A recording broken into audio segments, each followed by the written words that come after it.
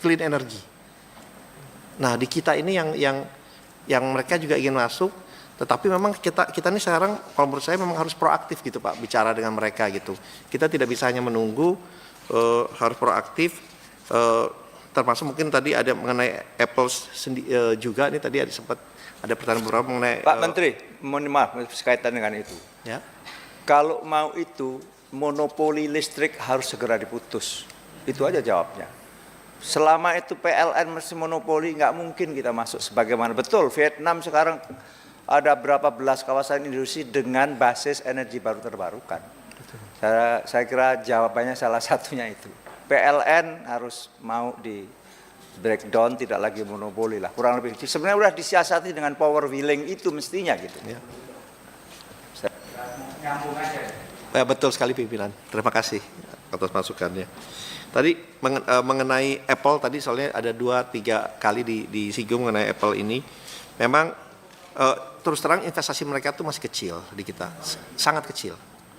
Dan kebetulan saya sudah berbicara langsung dengan mereka beberapa kali, dan saya sampaikan bahwa karena saya juga berkomunikasi dengan Kementerian Perindustrian, bahwa investasinya ya harus lebih besar, jangan di negara-negara Vietnam, karena mereka kan juga mengambil asas manfaat juga dengan penjualan iPhone 16 iPhone sebelumnya. Jadi dan saya minta, kita sudah bicara dan insya Allah mereka untuk tahap pertama saya akan mendapatkan pernyataan secara tertulis.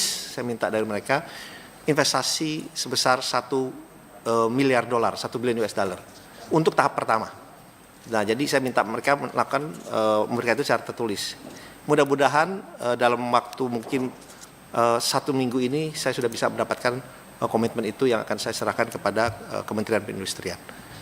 Karena kembali lagi kita mau melihat mereka, ya kita lihatnya fairnya aja lah gitu. Ya, you dapat asas manfaat di sini, ya investasi di sini dong, ciptaan lapangan pekerjaan juga dong di sini. Dan juga yang paling penting bagaimana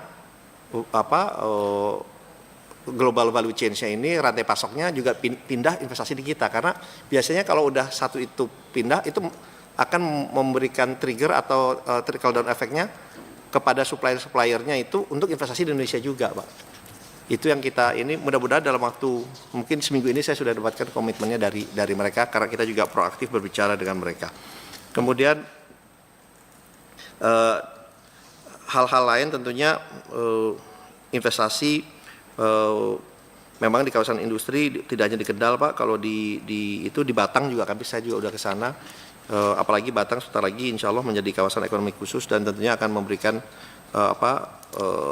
tenaga investasi yang masuk akan diharapkan akan lebih meningkat. Dan juga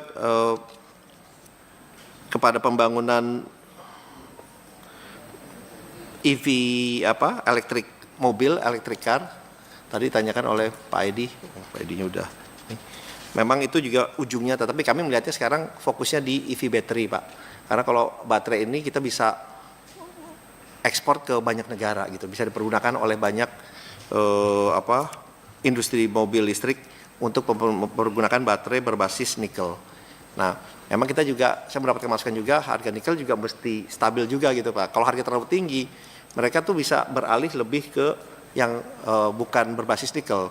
Jadi itu juga yang mereka mendapatkan masukan, yang kita mendapatkan masukan dari mereka. Dan pada intinya, ya kami dari Kementerian Investasi ini, Pak, tentunya sangat mengapresiasi dan berterima kasih atas masukan-masukan yang diberikan kepada kami, terutama mengenai hilirisasi. Ini adalah tugas besar yang diberikan kepada kami, karena hilirisasi ini menyangkut kembali lagi tidak hanya mineral. Kita justru ingin mendorong juga dari bidang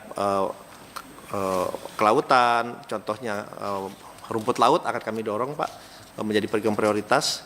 Ya, kelapa sawit tentunya kita lebih dorong lagi supaya menjadi industrialisasi, dan yang paling penting juga adalah yang berbasis perkebunan dan juga pertanian.